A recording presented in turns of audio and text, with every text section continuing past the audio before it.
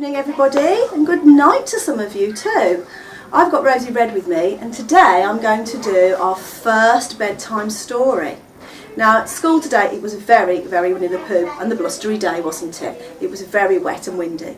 So I was thinking, what story shall I read? And the one that came to mind was Room on the Broom. Because I wonder how witches manage to look after their broomsticks in this such windy weather. So I'm going to settle down with my teddy bear, and I hope you've got yours too. And I'd like you to settle down under your duvets, have a snuggle, whilst I start reading you your bedtime story of Room on the Broom, which is written by Julia Donaldson and illustrated by Axel Scheffler. Are you ready? The witch had a cat and a very tall hat and a very long ginger hair which she wore in a plait. How that cat purred and how the witch grinned, I know, as they sat on their broomsticks and sailed through the wind. But how the witch wailed and how the cat spat when the wind blew so wildly it blew off her hat.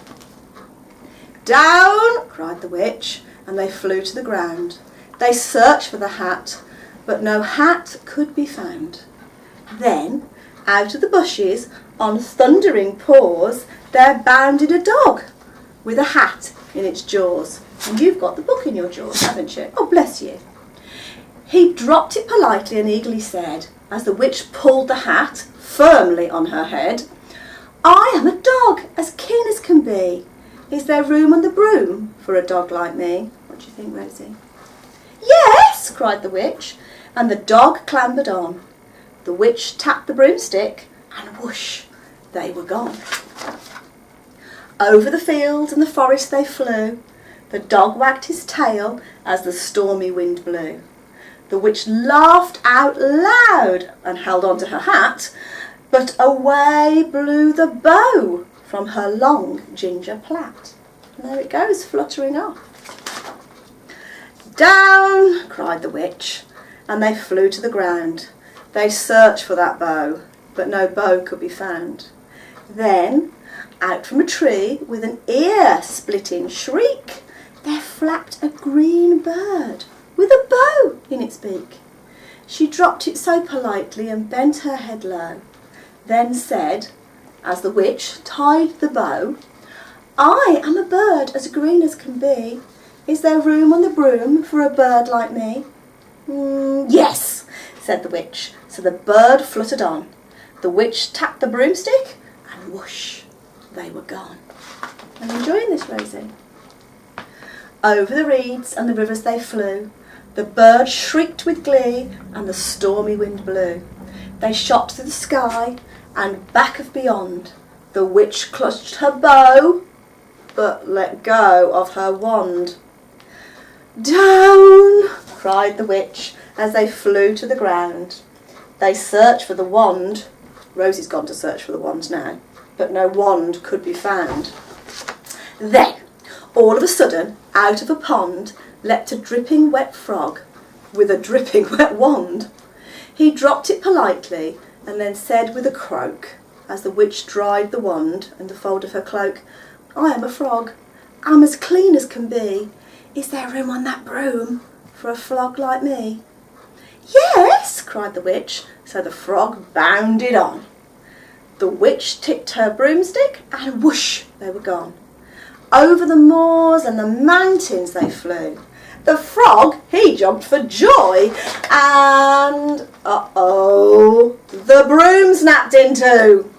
Down fell the cat and the dog and the frog.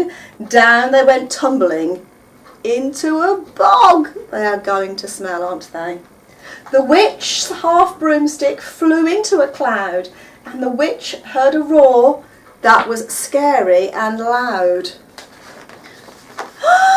I am a dragon, as mean as can be, and I'm planning to have witch and chips for my tea. Oh, Rosie, you're going to eat the witch? No, cried the witch, flying higher and higher.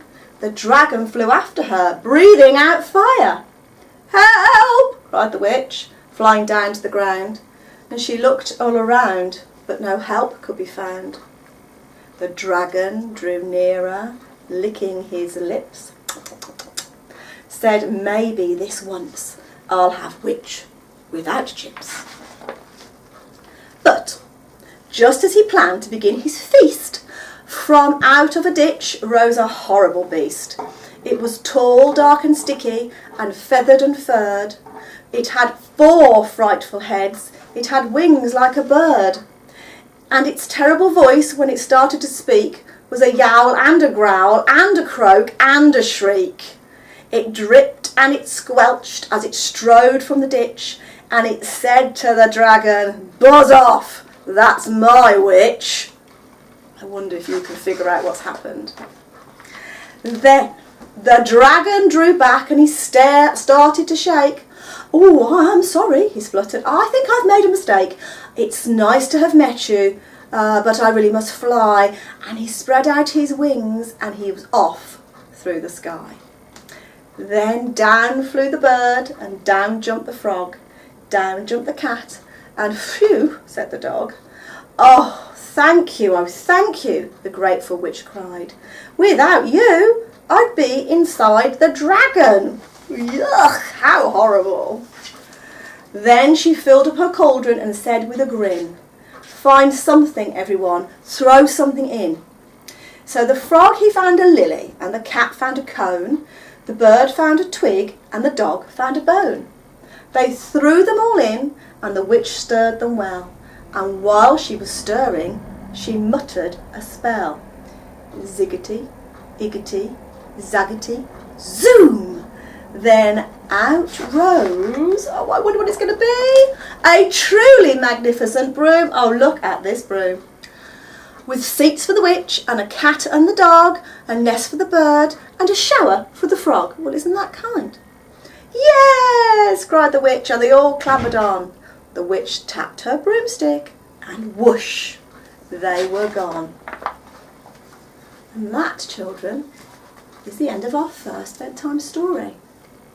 I'm very glad she didn't get eaten by that dragon. And you know what? I don't want you to be scared by this story, because actually Rosie's snuck off and she's fallen asleep. And I hope that you are going to snuggle down in your duvets with your teddy bears, and you're going to do exactly the same. Good night. Sleep tight.